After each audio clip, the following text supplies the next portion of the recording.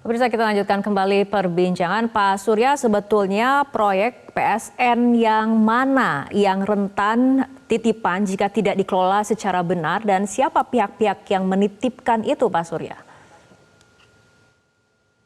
Kalau detil-detilnya mestinya pemerintah yang bisa jelaskan mana aja yang tidak begitu, Mbak. Jadi tapi paling tidak masukan Pak Anies ini, saya membayangkannya itu setidaknya ya PSN dimanapun itu, pertama-tama dia harus tidak berasumsi bidang atau lahan yang digunakan PSN itu bersih dari masalah.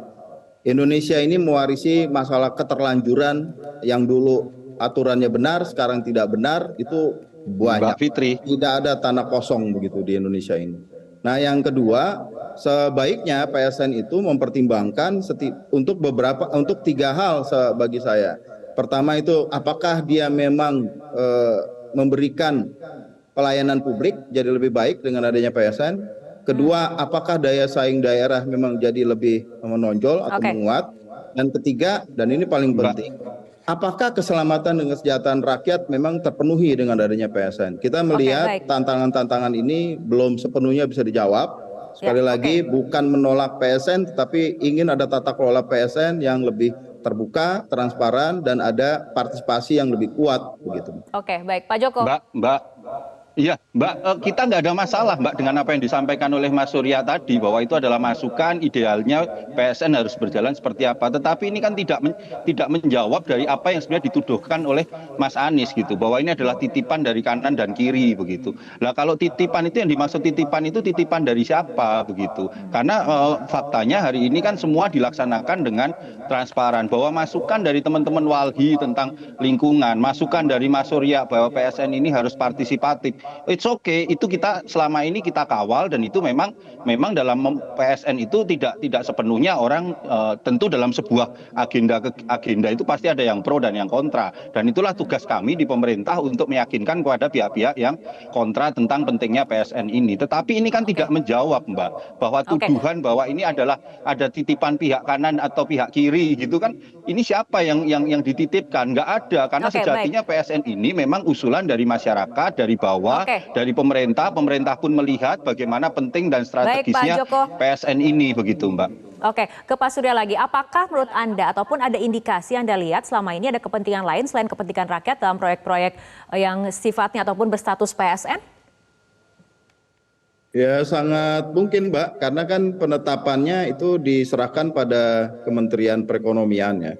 Lalu datangnya dari mana itu bisa dikoreksi saban tahun. Jadi aturan PSN ada di Perpres dan PP, peraturan pemerintah, tapi penetapan di mana lokasi persis dari PSN itu tergantung kebijakan pemerintah sendiri. Dan ini ya bisa dibilang rawan gitu loh. Artinya harapannya adalah makanya perlu transparansi. Kita tidak bisa mencek dari mana muncul daftar PSN saban tahun itu, argumennya apa, kaitan dengan RPJP dan RPJM seperti apa, apakah masyarakat sudah punya free prior informed consent. Kalau untuk pembangunan dari sawit aja kan harus ada FPIC. Bagaimana dengan PSN sendiri?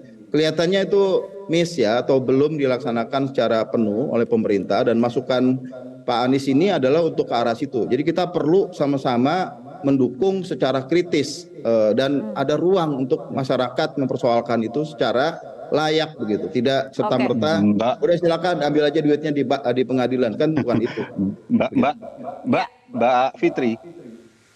Ya, apa yang disampaikan Mas Surya itu yes, oke, nggak Pak. Tetapi kan kita harus lihat, Mbak, bahwa yang dinamanya PSN itu bukan sekedar kasus per kasus, tetapi banyak sekali proyek strategis nasional. Dalam catatan kami ada 211 proyek strategis nasional. Bahwa dalam 1-2 proyek memang ada kendala, ada hambatan, kemudian ada penentangan. Ya, ini memang yang harus kami komunikasikan. Artinya segala ini sekali lagi, Mbak, sebenarnya kita minta agar janganlah framing tentang tuduhan-tuduhan itu bukannya pemerintah yang harus membuktikan, karena kan ada adigium siapa yang menuduh, dia harus membuktikan. Nah sekarang buktinya mana, tunjukkan saja, baru kita akan jelaskan yang mana sih yang dimaksud ada titipan-titipan itu, karena sejauh ini semua dilakukan dengan sangat transparan, semua dilakukan dengan kriteria dasar, ada penekanan bukti RPJMN, RPJM, kemudian RKP itu dilaksanakan dengan bisa dicek dalam berbagai proyek dan dalam langkah dan tahapannya di Bappenas, di Kemenko, dan di kementerian-kementerian yang lain. Itu Mbak. Baik, intinya adalah mengenai transparansi, diharapkan ada ruang bagi masyarakat untuk melihat bagaimana perkembangan ataupun transparansi dari perkembangan PSN itu sendiri, seperti itu ya. Baik, terima kasih Pak Joko dan juga Pak Surya telah berbincang bersama kami malam hari ini dalam Prime Time News. Jelajahi cara baru mendapatkan informasi. Download Metro TV Extend sekarang.